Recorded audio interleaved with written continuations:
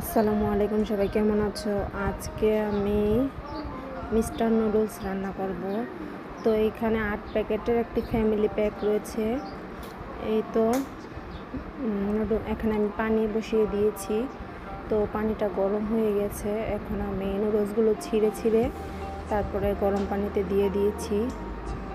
এই যে গরম পানিতে দিয়ে দিচ্ছি।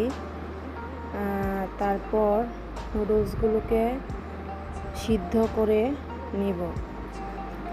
এখন নুডলসগুলো একটু নাড়াচাড়া করে নিই যেন সুন্দরভাবে সিদ্ধ হয়।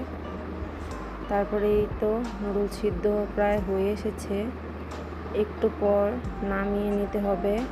নুডলসগুলো প্রায় সিদ্ধ হয়ে এসেছে।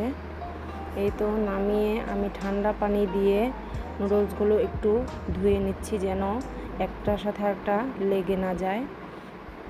নুডলসগুলো ভালোভাবে ধুয়ে তারপর আমি এখানে পেঁয়াজ আর মরিচ কেটে নিয়েছি। এখন এগুলো আমি তেলের ভিতর দিয়ে দিব। তো পেঁয়াজ আর মরিচ ভাজা ভাজা করে নিতে হবে। এখন একটু নেড়ে চেড়ে ভাজা ভাজা করে নিব। তারপর পেঁয়াজ আর মরিচটা ভাজা ভাজা হয়ে গেলে এই তো আমি এখানে একটু ঢং করে নিচ্ছি। তারপরে এই তো নুডলসগুলো এখানে ডিম ফেটিয়ে নিয়েছি 2টা। তারপরে এখানে পেঁয়াজ মরিচের ভেতর ডিমগুলো দিয়ে দিব। এই তো ডিম দিয়ে দিলাম।